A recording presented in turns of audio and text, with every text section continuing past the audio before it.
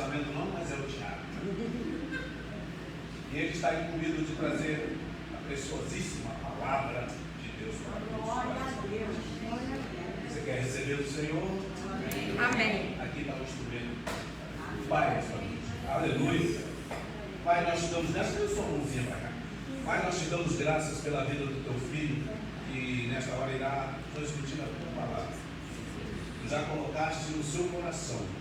E através, Senhor, da sua voz, ele irá transmitir para nós agora aquilo que tu tem colocado em seu coração. Senhor, que recebamos a tua palavra e que saiamos daqui esta noite renovados, transformados, edificados pela tua palavra através do teu Santo Espírito. Muito obrigado, Pai. Fica conosco e usa-o para a glória tua, em nome de Jesus. Amém. Amém. Glória a Deus.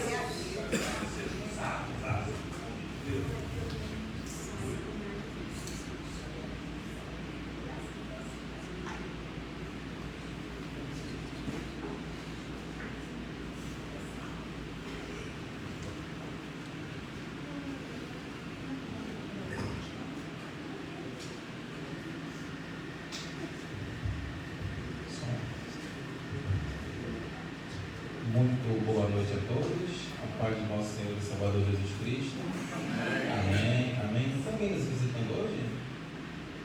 Qual o nome da irmã? Mônica? Graça. Graça. O nome da irmã?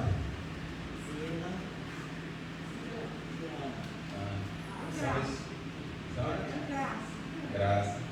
Amém. Seja bem-vindo, tá? Está na casa do Pai, sinta-se à vontade, gostando, fique para sempre. Amém? Foi um lapso. Amém. Dando continuidade ao nosso culto, conforme o Sr. Francisco falou, agora como a gente está transmitido pela internet, estamos localizados aqui na estrada do Dendê, 1595. Quase, falta pouco. Glória.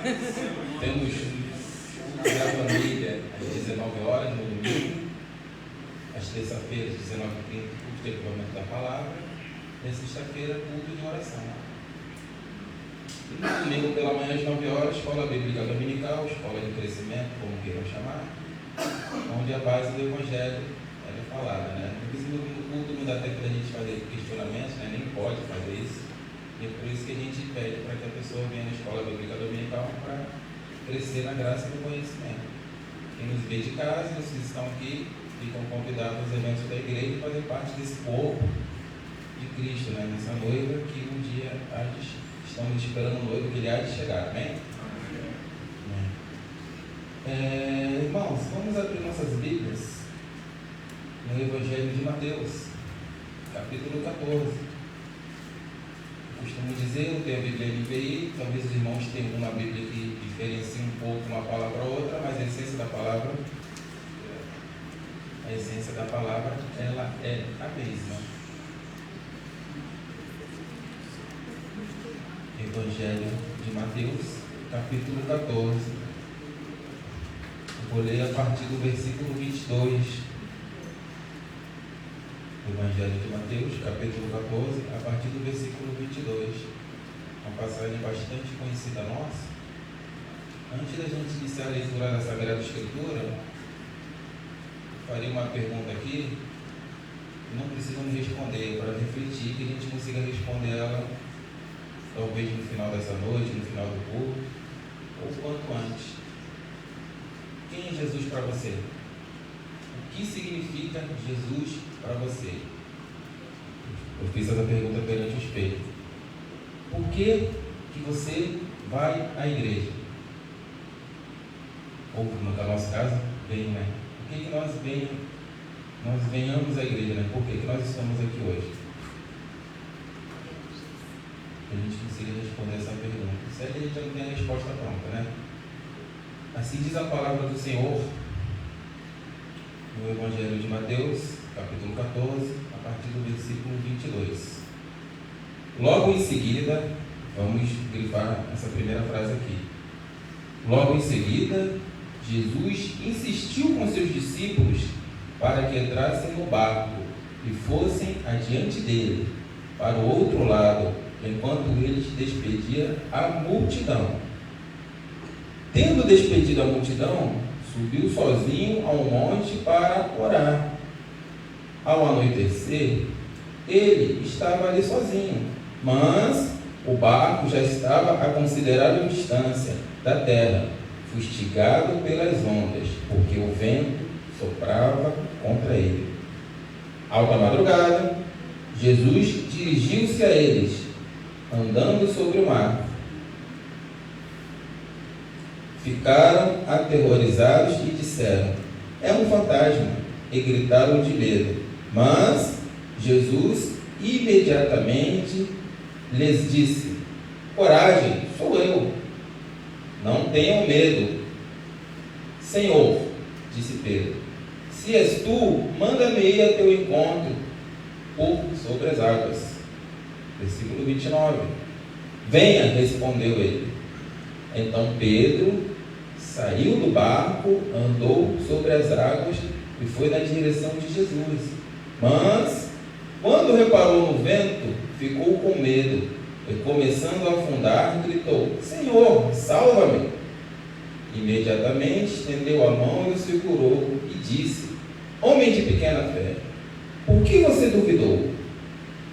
Quando entraram no barco, o vento cessou. Então os que estavam no barco o adoraram, dizendo: verdadeiramente tu és o Filho de Deus. Amém. Somente até aqui, meus irmãos.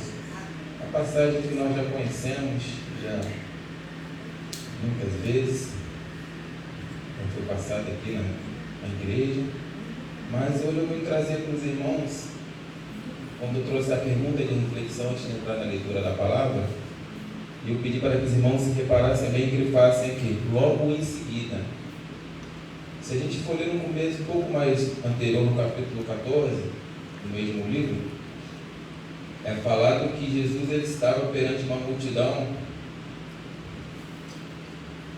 e os discípulos dele pedem para que ele despeça a multidão,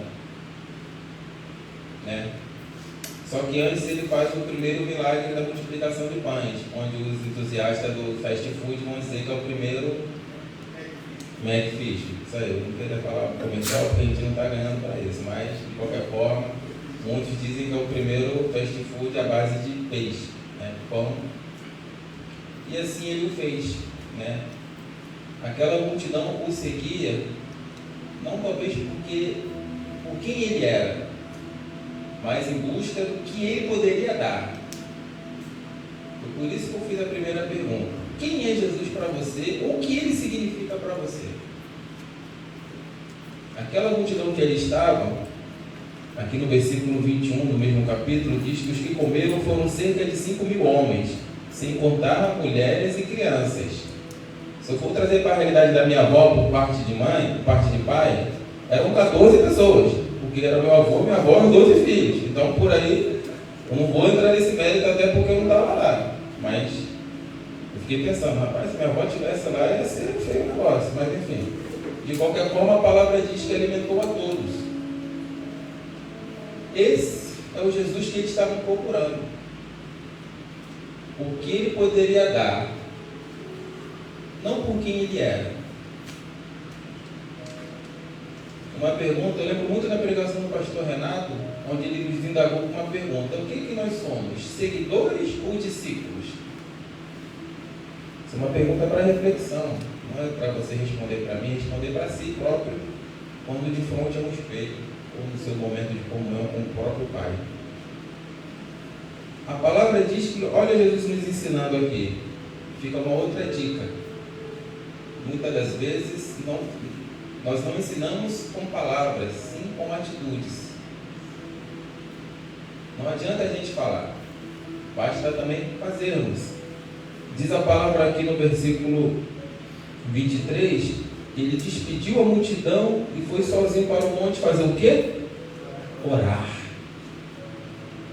Ele foi ter sua comunhão com o Pai. Ele despediu aquela multidão e foi orar. Mesmo ele sendo filho de Deus, desceu da sua glória para vir aqui provar para você e para mim que é possível vencer o mundo. mas ele foi ter o seu momento de comunhão com o Pai.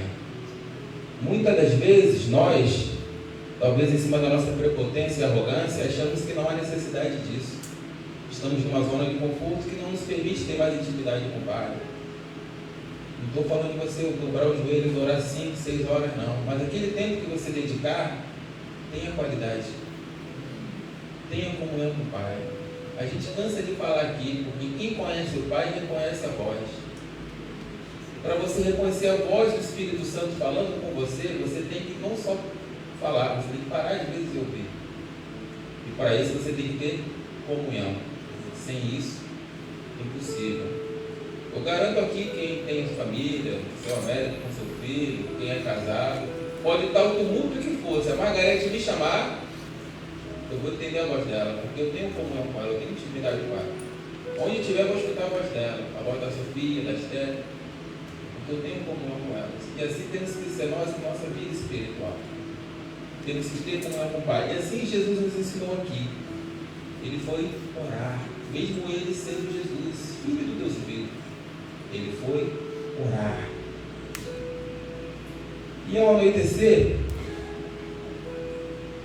mas o barco já estava em considerável distância, fustigado pelas ondas, porque o vento soprava. Aí a palavra diz no versículo 25: alta madrugada, Jesus dirigiu-se a eles andando sobre o mar. Mais para frente, eles se atemorizaram, né?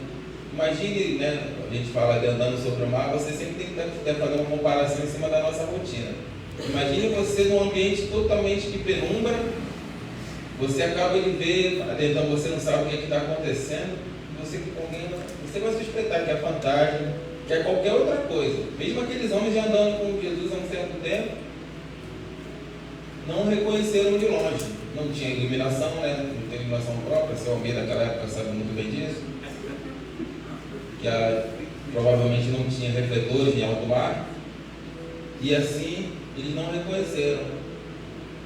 E me atrevo a dizer que qualquer um de nós naquela posição também usariam, né, do mesmo artifício. Não teriam essa certeza de quem eu era. Porém, olha só, imediatamente ele lhes disse: coragem, sou eu. Não tenham medo. Jesus está falando para cada um de nós hoje: sou eu. Não tenham medo. Nosso amigo, apóstolo Pedro, todos nós já conhecemos, né, pela sua personalidade forte, disse: Senhor, se és tu, manda-me ir ao teu encontro sobre as águas. Se formos lermos as palavras de Gênesis e Apocalipse, somente 2 pessoas andaram sobre as águas.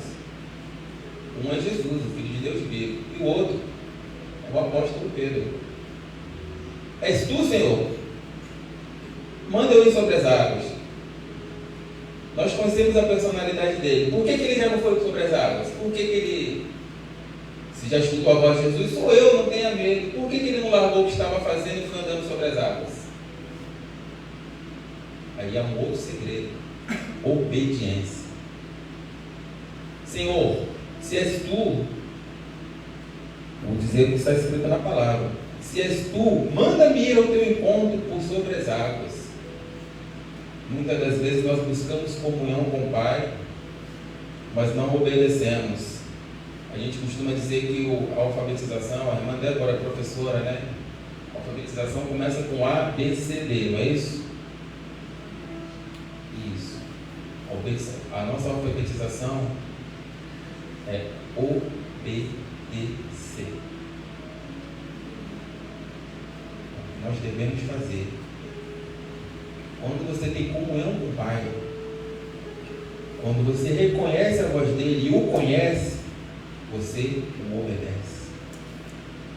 Pedro, ele era muito impulsivo. Todos nós já conhecemos a personalidade dele, né? Se tivesse escrito aqui na palavra assim: Pedro já foi andando sobre as águas, não nos causaria estranheza, porque a gente conhece um pouco da personalidade de Pedro através das Escrituras. Mas mesmo assim, olha o que ele disse: Senhor, se és tu, manda-me ir ao teu encontro sobre as águas. E respondeu-lhe Jesus: venha, venha. Porque para muitos Para nós, hoje é um milagre. Eu, pelo menos, não conheço ninguém que consiga andar sobre as águas, somente através das Escrituras. Ele viveu isso. Como eu falei, somente 2 pessoas que a Bíblia nos diz que andou sobre as águas. Um é o Filho do Deus vivo e o outro é o apóstolo Pedro. E foi na direção de Jesus. Aqui é um outro segredo. Toda pessoa que tem um verdadeiro encontro com Jesus, ela é transformada. A que tem o verdadeiro encontro com Jesus, não quem encontra com Jesus, quem tem um verdadeiro encontro. Nós já lemos a Bíblia, temos aquela passagem do jovem rico que encontrou com Jesus e perguntou: Jesus, eu já sou bom. Todos nós já conhecemos. Quem não conhece, escola bíblica dominical, mas vou só dar uma sinopse. Jesus, o que eu posso para ser bom? Siga os mandamentos. Eu já faço isso. Venda tudo, dê aos pobres e me siga. Aí ele, na Bíblia, não diz mais nada sobre esse jovem rico. Eu não vou ficar entrando em campo de especulação, mas a palavra diz que ele se entristeceu no momento. Ele encontrou Jesus, mas não teve um verdadeiro encontro. Uma vez que nós temos um verdadeiro encontro com Jesus Cristo, nossa vida é transformada. Amém? Porém, Moisés, quando reparou no vento, ficou com medo e, começando a afundar, gritou: Senhor, salva-me.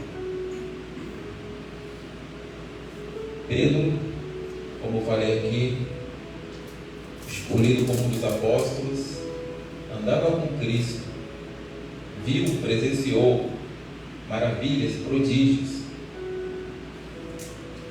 e mesmo assim, mas na frente diz, Jesus repreendeu dizendo que ele tem pouca fé.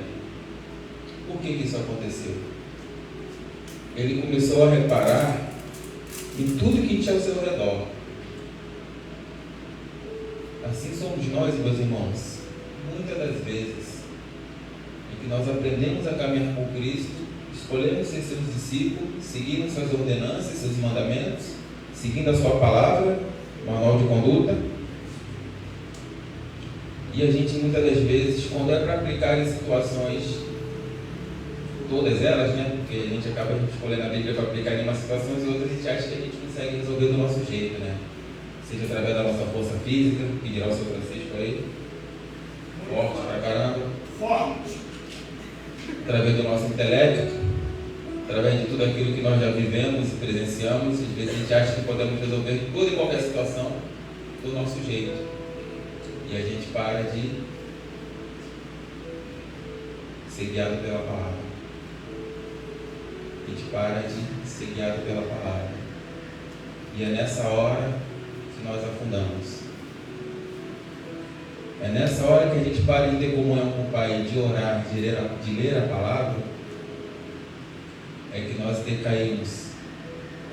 Quando estamos nós na caminhada e começamos a reparar tudo que está ao nosso redor, a gente deixa de olhar o consumador da nossa fé. Quando eu começo a reparar, se eu olhar aqui em volta, eu vou reparar 322 defeitos. Talvez na igreja da frente tenha 321, 323. Nós vamos reparar N motivos, talvez para sair da igreja, talvez para se apostatar da fé, porque muitas das vezes nós não confiamos plenamente no nosso Senhor. A gente conhece Jesus Cristo como nosso Salvador. A Bíblia diz que Ele foi à cruz e derramou sangue por cada um de nós. Mas Ele também é o nosso Senhor. Aí que está a resposta da primeira pergunta. Ele é Salvador. Eu conheço Ele como meu Salvador, porque fui ensinado, a Bíblia diz que Ele foi à cruz e derramou seu sangue para você salvo. Amém. Todos nós conhecemos isso. E Ele é o meu Senhor? Vamos responder isso, cada um para si. Assim diz a palavra no versículo 30. salva-me, Senhor. Imediatamente, Jesus estendeu a mão e o segurou. A Bíblia nos está dizendo que não importam as circunstâncias, não importa o lugar, o momento, nem onde, nem quando. O momento em que você clamar por Jesus, o momento em que você verdadeiramente clamar por Jesus, Ele há de estender a sua mão, Ele salvar-te. O Jesus Salvador, mas tem o Jesus Senhor. É a mesma pessoa. Por incrível que pareça, a gente vê se faz diferença, né? Não precisa ser uma Salvador, não sim ou não, porque eu continuo fazendo as minhas vontades. Então, nessa parte da Bíblia, esse capítulo aqui que me confronta, eu vou pular, eu vou para uma parte que afaga o meu ego. Quando entraram no barco, e disse, aí ele repreendeu Pedro e disse: homem de pequena fé, por que você duvidou? Na nossa caminhada com Cristo, Pedro andando sobre as águas para encontrar com Cristo, é uma síntese da nossa caminhada dentro da igreja. A gente vai ao encontro de Cristo, mas na nossa vida nós passamos por nuances que nos fazem fraquejar, nos fazem tirar o nosso foco, olhar para tudo e qualquer coisa, e muitas das vezes a gente deixa de olhar para a cruz. Infelizmente, hoje, nas igrejas, de um modo geral, existem muitas pessoas se afastando da igreja porque olham por homem. Nós temos 1, 2, 3, 4, 5 pastores. Os irmãos sabem de onde eles vieram? Aqui. Tem um presbítero, 2, 3, que vieram também da mesma terra. Diáconos, 4, 5, whatever. Vieram. Aqui no seu aumento também, esqueci esse aumento. O seu está num patamar mais elevado. O diácono sênior já está num patamar mais elevado. Vieram do mesmo lugar. Também estão suscetíveis aos mesmos tipos de erros que eu e qualquer um daqui que estão pode cometer. Se o meu modo de pensar, se a minha baliza for a conduta de algum pastor, de algum líder, não importa quem seja, de alguma pessoa que eu admire na fé, for a minha baliza para seguir a Jesus, me desculpem, não estão no lugar certo. Me desculpem a dureza e a clareza.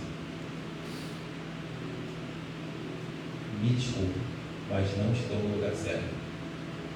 Tenho, devo, posso, quero olhar para a cruz. Momento algum, quando Jesus disse: vinde a mim, quem está cansado e sobrecarregado, eu vos aliviarei. Amém. Todos nós conhecemos. Mas ele, em momento nenhum, prometeu vida mansa para a gente. Prometeu que na gente não ia ter guerra, não ia ter batalha. Porque quem tem esse evangelho, ou quem fala esse evangelho, está falando pela metade. Ele só disse que no mundo nós teríamos aflições. Tem que boiando. Porque eu venci o mundo. Eu, Jesus falando. Eu venci o mundo. Ele veio em forma de carne, provar para cada um de nós que aqui está, que é possível vencer o mundo. Que é possível vencer as nossas vontades. Precisamos confrontar aquilo que nos está levando para a perdição. Infelizmente, isso é um assunto que não repercute bem. Não é um assunto que dá ibope. Talvez não seja o assunto que enche a igreja, como nós gostaríamos de ver. Mas eu garanto uma coisa aos irmãos, aos heróis da resistência, né? Porque sexta-feira e terça-feira, os heróis da resistência. A palavra de Deus, o Evangelho, é confronto, arrependimento do pecado e voltar-se para Cristo. Se forem visitar qualquer outra igreja que não fale sobre isso, reveja os seus conceitos. E nós somos produtos do meio. O que você tem procurado consumir? Só prosperidade? mais de 300 palavras aqui na Bíblia, nas passagens que falam de prosperidade. Ainda que Deus nos dê prosperidade, amém, porque Ele é Deus. Ele é dono da parada. Como eu costumo dizer aqui, prosperidade é a ausência de necessidade.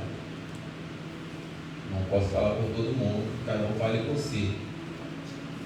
Eu não passo necessidade na minha vida, graças a Deus. Não tenho tudo o que quero, mas o arroz com feijão na minha mesa nunca faltou.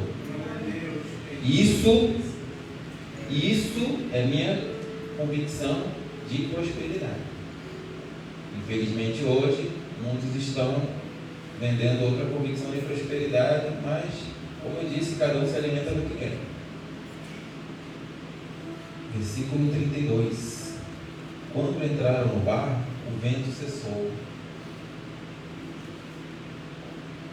Nós conhecemos essa passagem, sempre foi falado, né? Esse barco simboliza a nossa vida quando nós não temos Jesus nela.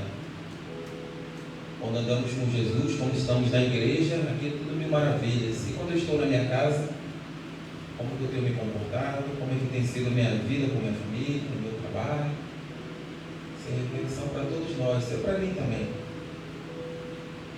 Eu tenho sido discípulo de Cristo, realmente? Eu tenho sido discípulo? Se Jesus, Ele pode andar 24 horas comigo do meu lado, eu posso convidar Ele para ficar 24 horas comigo do meu lado? Não só na igreja, porque na igreja a gente costuma dizer, todo mundo é crente.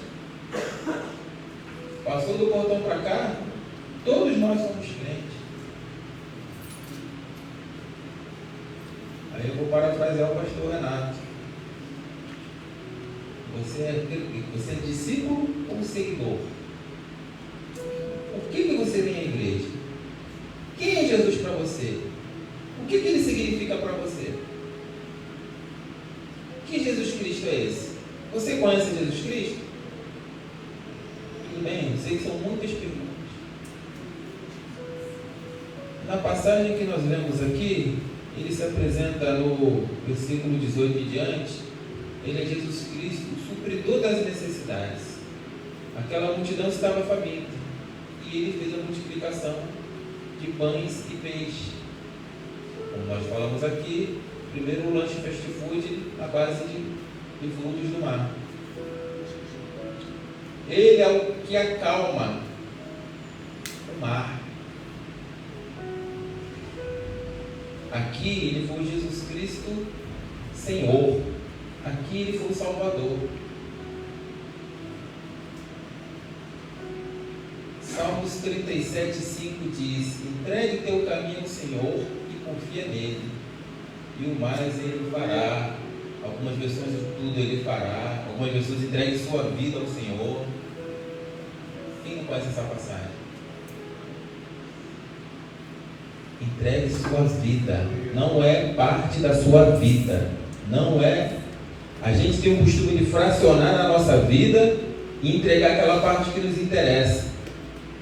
E quando nós somos confrontados, é a parte da Bíblia que eu pulo. Não, isso aqui não foi para aquela época, não aplicava para hoje não. Isso aqui para mim não interessa não. Meus irmãos, Jesus Cristo é, foi e será. Ou, para a gente manter uma ordem, foi, é e será. Sempre. Sempre. Repetirei a pergunta: quem é Jesus Cristo para você? Ele é seu Salvador? Porque ele foi para a cruz? Porque no Natal a gente distribui presente no nascimento dele? Come pernil, bolinho de bacalhau? É isso que significa Jesus para você? Ou ele é seu Senhor? Lembre-se que o Senhor tem um peso maior do que Salvador. A gente só conhece ele como Salvador e como Senhor. E para a reflexão dos irmãos, só vou ler uma passagem, capítulo 14 de Evangelho de João, versículo 15.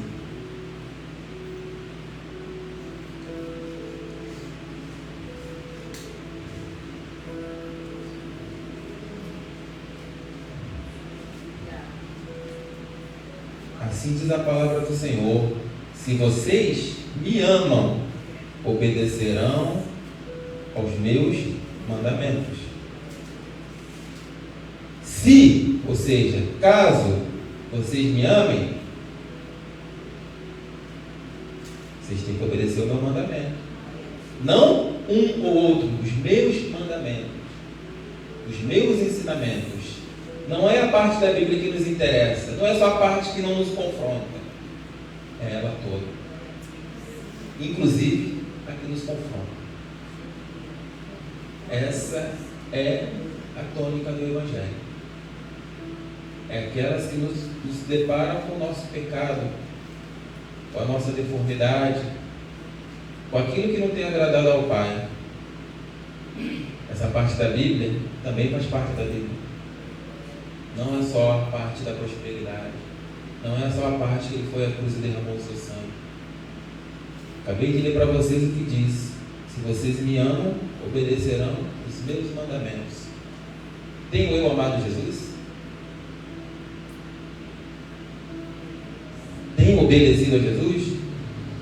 Até que ponto eu tenho obedecido a Jesus? A sua plenitude? Só até a parte que me convém? O que eu vou falar aqui vai soar duro. O pecado mata, nos leva à perdição. Primeiramente ele é prazeroso, mas depois ele vai nos levar à morte. Confesso aos irmãos que eu sou vítima disso. Não é a primeira vez que eu preparo uma palavra depois me direciono um para outro. Mas amém. Que fique latente em nosso coração: Jesus Cristo é nosso Salvador, mas Ele também é o nosso Senhor. E como Senhor, Ele tem os seus mandamentos.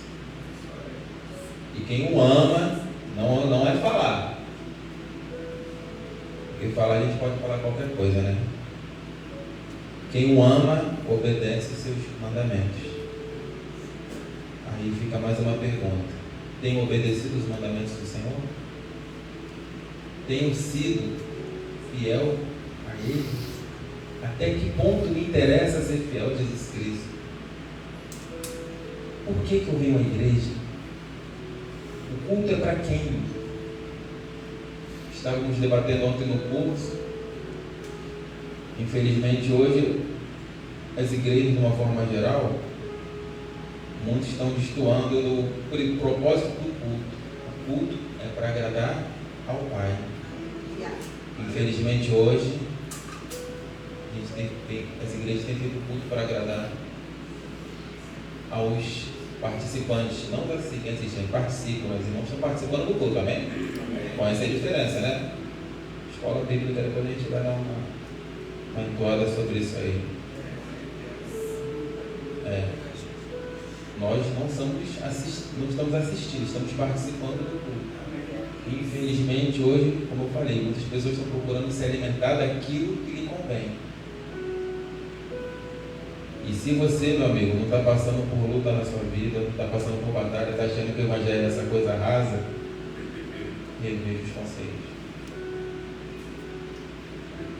Mais uma vez, Jesus é Salvador, mas Ele também é Senhor.